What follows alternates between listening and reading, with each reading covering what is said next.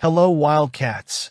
I can hardly believe it, but not everything is as it should be, especially when it comes to recruitment. Before the news, subscribe to the channel to get more updates from the Cats.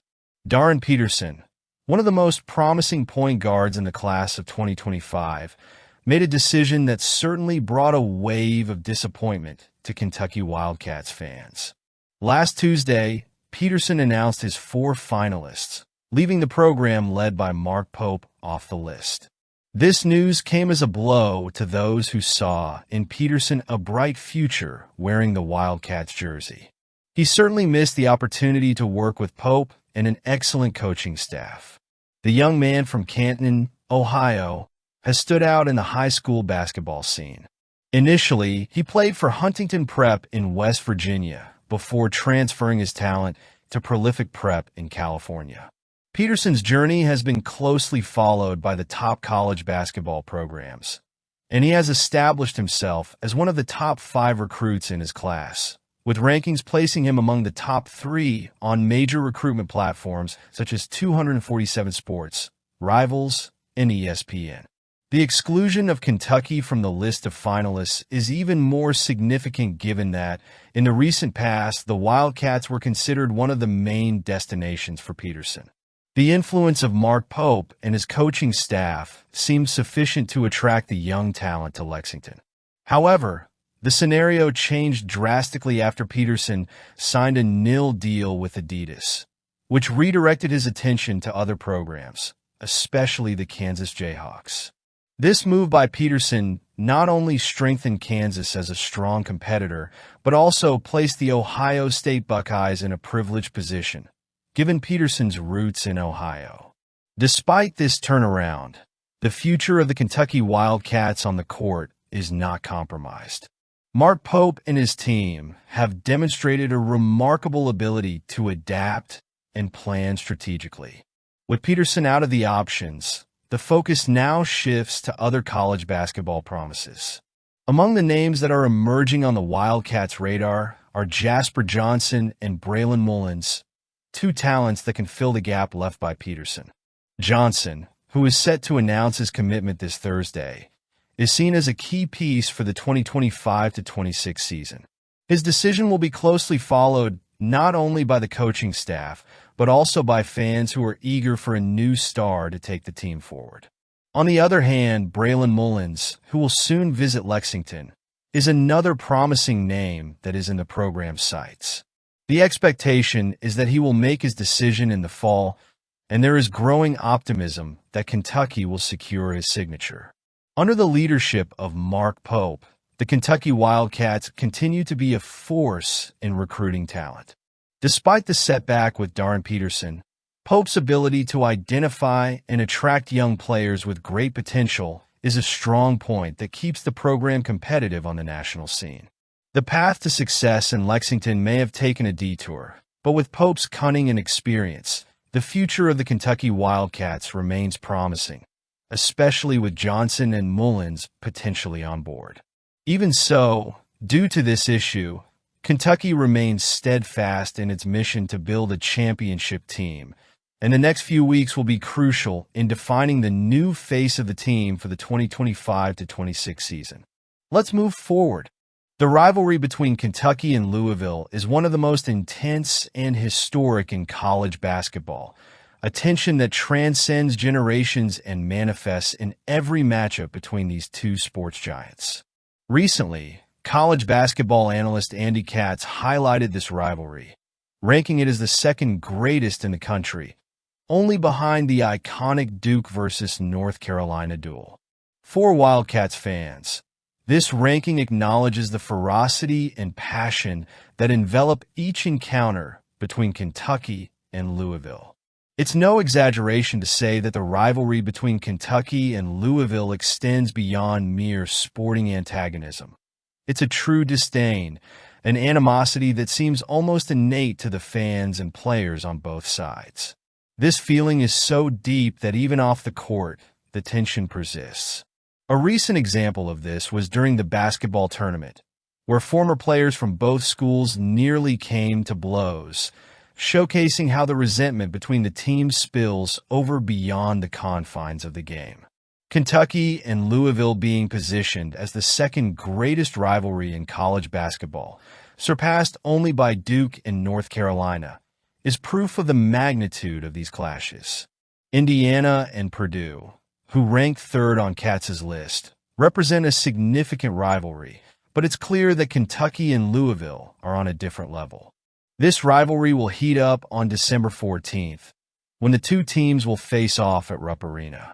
In recent years, the Wildcats have dominated this rivalry, winning 13 of the last 16 matchups, a statistic that surely fills Kentucky fans with pride and increases the pressure on Louisville to reverse this trend. Despite the recent dominance of the Wildcats, this season's game promises to be particularly intriguing. Both teams have undergone substantial changes since their last encounter, with new talents and strategies being introduced. These changes could bring a different dynamic to the game, but as with all great rivalries, one constant remains: the unwavering excitement that permeates every minute of play. Regardless of changes in the roster or the strategies employed, when Kentucky and Louisville face off, it's guaranteed to be an intense battle, filled with moments of tension and euphoria. With Pope at the helm, the Kentucky Wildcats continue to be a dominant force in the college basketball landscape. Pope's ability to prepare his players for these big moments will be crucial in the upcoming matchup. Rupp Arena will be buzzing, with fans expecting nothing less than a victory over their longtime rivals. For the Wildcats, maintaining dominance over Louisville is not just about continuing a winning streak, but also about reaffirming their status as one of the powerhouses of college basketball. And the game goes on. Cameron Mills, a distinctive figure in Kentucky basketball, recently shared his insights on the team's progress under Mark Pope's leadership during summer practices. These 32 practices represent not just a phase of physical and tactical preparation, but also a crucial period of team building, something that Mills emphasized in his end-of-off-season report. Mills, who was once Pope's teammate, highlighted three main aspects that emerged from these practices: the significance of the 32 practices, team unity, and the focus on offensive versus defensive training. For Mills, the 32 summer practices conducted by Mark Pope's new team are critical for the group's development. He underscores the importance of bringing in players who not only understand, but are willing to assimilate a new system of offense and defense. According to Mills, it's a challenging task to learn new X's and O's while adapting to the dynamics of an entirely new team. However, this learning phase is crucial for players to develop mutual understanding on the court, essential for building the concept of family that unites a team. Mills also addressed the importance of building a cohesive team, something Pope is focused on achieving as quickly as possible. With 13 to 14 new players this year, the task of transforming this group into a functional unit is challenging. Pope has utilized a variety of off-court activities to promote camaraderie, from golf and bowling outings to a team-building retreat in Hazard, where the team also engaged in community service, helping an area heavily affected by floods in 2022. These experiences, in addition to strengthening the bond among players, offer an interesting contrast to the traditional international trips that characterize previous summers. Mark Pope is bringing strategic innovations to the program, drawing inspiration from his former NBA coach, Larry Bird. Just as Bird did with the Indiana Pacers, Pope has implemented a clear division of responsibilities among his assistants, now expanded thanks to new NCAA rules that allow up to 5 full-time assistants. Kentucky now has 2 coaches focused on offense and 2 on defense, allowing for even greater specialization in player preparation. Pope's offense is known for its emphasis on three-point shooting, and the practices reflect this focus. Each player is challenged to make over 100 three-point shots per practice, simulating the speed and intensity of a real game. Mills praises this approach, highlighting not just the volume, but also the expected efficiency of these shots. He believes that, from 1 to 5, there is not a single player who cannot achieve at least a 33% success rate from the three-point line. Defensively, the team is being prepared to face hostile environments, something that will be crucial during away games in the SEC. Players are being trained to communicate both verbally and non-verbally, a vital skill for maintaining team cohesion in high-pressure situations. With players returning to campus and practices resuming, the focus now shifts to the upcoming season. While the football season is just beginning, anticipation for basketball is already in the air, with Big Blue Madness rapidly approaching. Mark Pope, with his experience and strategic vision, is clearly shaping the team to meet the challenges of the new season. Mills and many others have observed how Pope is making a difference in this team. With the college football season well underway, fans of the Kentucky Wildcats are starting to dream of a scenario that hasn't occurred in 17 years: hosting College Game Day in Lexington. With the team now 1-0 for the season after a convincing win over Southern Miss, the Wildcats are gearing up to face South Carolina, and the outcome of this game could be crucial in attracting national attention. The upcoming matchup against South Carolina, set to take place at home, is seen as a significant opportunity for Kentucky to maintain momentum and break a streak of 2 consecutive losses against the Gamecocks. The Wildcats opened as a 7.5-point favorite, and a solid victory would not only solidify their promising start to the season, but also put the team in an enviable position before facing the powerhouse Georgia Bulldogs. Georgia, currently ranked number 1 in the country, is the next opponent on the horizon, and a victory against South Carolina could boost Kentucky to a 2-0 record, potentially catapulting them into the top 25. With a relatively light schedule in Week 3 of college football, this potential matchup between Kentucky and Georgia could be enough to draw the attention of College Game Day, creating a scenario of great anticipation in Lexington. Adam Luckett from Kentucky Sports Radio highlights the significance of this moment, noting that prominent commentators Chris Fowler, Kirk Herbstreit, and Holly Rowe are already scheduled to cover the Kentucky versus Georgia game for ABC, which makes the logistics of bringing game day to Lexington even more feasible.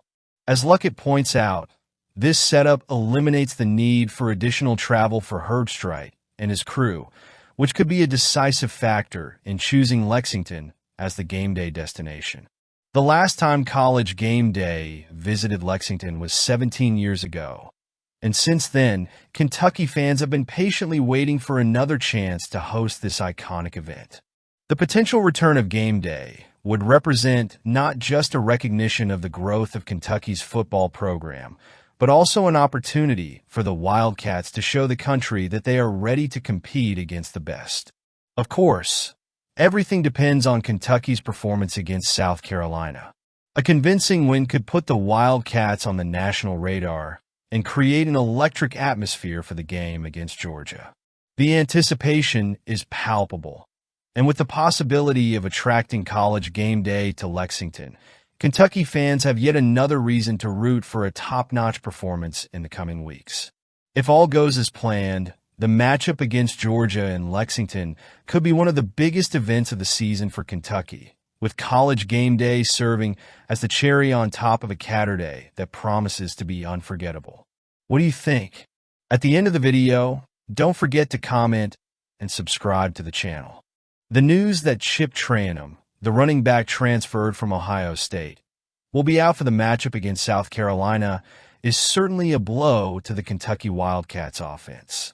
With the announcement made by Coach Mark Stoops during his radio program, Trayanum's absence leaves a significant gap at a crucial time in the season.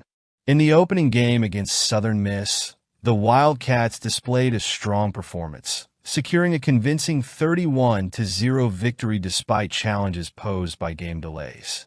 Offensive coordinator Bush Hamdan, in his first game leading Kentucky's offense, managed to implement an effective strategy, but the upcoming challenge against South Carolina promises to be a tougher test, especially without Trayanum's presence.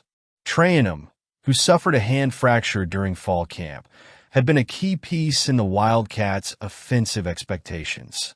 His absence means that Kentucky will need to rely even more on other running backs, such as Sumo Karngbae, Jason Patterson, and Jamarian Wilcox, who took on the responsibilities against Southern Mississippi. These players showed potential, accumulating 148 yards on 24 carries and contributing with a ground touchdown from Sumo Karngbae. But facing the Gamecocks' defense will be a different challenge. South Carolina's run defense proved resilient in their last game, allowing only 3.2 yards per attempt. This means that without Trayanum, the Wildcats will have to be even more creative in their offensive approach. Hampton will likely continue to exploit the designed runs of quarterback Brock Vandagriff, whose ability to run with the ball adds an extra dimension to Kentucky's attack. The expectation is that this matchup at Kroger Field will be tight. South Carolina, after a disappointing display against Old Dominion, will be eager to bounce back and make a statement in Lexington. For Kentucky, the key will be adaptability, both in executing the runs and in utilizing their running backs group, which will have to compensate for Trayanum's absence. As the BBN gears up for the game, all eyes will be on how Kentucky's offense responds to this new challenge. The matchup against South Carolina will be a true test for the Wildcats, and a victory this Saturday could be the momentum needed to continue building a successful campaign this season. What's your take on this game? I want to hear your opinion. Comment